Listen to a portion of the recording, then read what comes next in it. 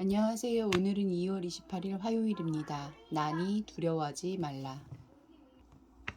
마태복음 14장 22절부터 36절까지 말씀입니다.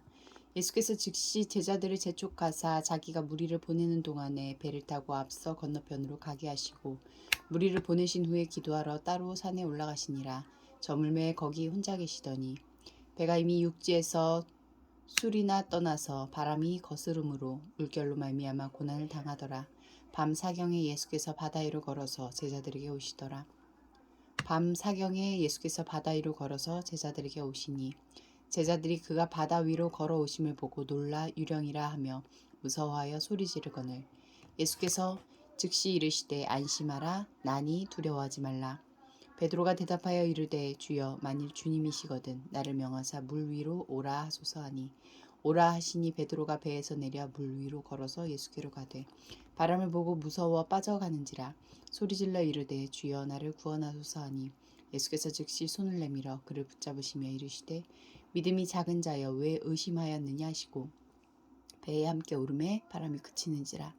배에 있는 사람들이 예수께 절하며 이르되 진실로 하나님의 아들이로소이다 하더라.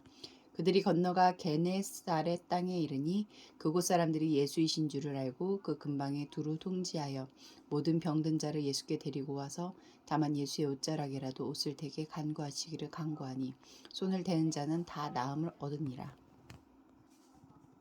22절과 23절 말씀에서 예수님은 어떤 분입니까? 무리를 흩어보내시고 제자들은 먼저 건너편으로 재촉하여 보내십니다. 그리고 홀로 산에 올라가 밤이 깊도록 기도하십니다. 오병이어의 기적을 본 무리가 예수님을 모세와 같은 선지자로 여기고 왕 삼으려고 했기 때문입니다. 아직 예수님을 제대로 모르는 제자들마저 세속적인 메시아로 오해할 수 있는 상황이기도 합니다. 더욱이 자신의 길을 예비했을 뿐 아니라 자신이 갈 길을 삶으로 보여준 요한의 죽음 소식을 들으시고는 점점 다가오는 자신의 고난과 죽음을 외면하지 않고 순종할 힘을 구하려고 기도하셨을 것입니다. 주목받는 자리일수록 칭찬과 명예를 얻을수록 나를 부르는 곳이 많아질수록 더 기도가 필요합니다. 홀로 자신과 대면할 수 있는 사람만이 주님도 만날 수 있습니다. 24절부터 27절 그리고 33절 말씀에서 예수님은 어떤 분입니까? 스스로 있는 자이신 예수님께서 여호와께서 첫 출애굽 때 홍해 가운데 길을 내어 자기 백성을 안전하게 건너게 하셨듯 이신 예수님도 바다 위를 건너 혼노음 가운데 둘러싸인 제자들을 안심시키시고 안전하게 바다 건너편으로 가게 하심으로써 자신이 새 출애굽의 주권자요 하나님의 아들임을 보이십니다. 온종일 일하고 밤새 파도와 맞서 싸웠지만 제자리만 맴돈 제자들처럼 고단하고 막막한 인생 항해를 하고 있진 않습니까? 안심하라 두려워 말라 하시며 다가오시는 하나님의 아들을 그 시련의 한가운데서 만난 것입니다. 34절부터 36절까지 말씀에서 예수님은 어떤 분입니까? 옷자락에 손만 대도 낫겠다고 믿는 이들에게 믿음대로 되게 하셨습니다. 병자들이 원하는 방식대로 치유받게 하실 만큼 관대하고 능력이 많으십니다.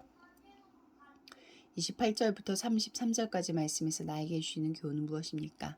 물 위를 걷는 하나님의 아들을 알아본 믿음, 그 아들이 자신도 걷게 할 것이라는 확신, 머리로만 아는 게 아니라 몸을 물 위에 올려놓은 데까지 나아간 신뢰가 바람을 보고 무서워 작은 믿음으로 의심으로 추락합니다. 결국 믿음이란 한없이 흔들리는 우리를 또 붙잡아 일으키시는 예수님의 손에 있습니다. 기도하시겠습니다. 공동체를 위해서는 제 힘으로는 한 발짝도 앞으로 나아갈 수 없사오니 주님 도와주소서. 열방을 위해서는 2년 만에 재개된 아르메니아와 아제르바이아 두 나라 간의 국경 충돌이 기독교와 이슬람 종교 전쟁으로 확대되지 않고 두 나라가 평화 협정을 지속적으로 이행하도록 함께 기도하시겠습니다.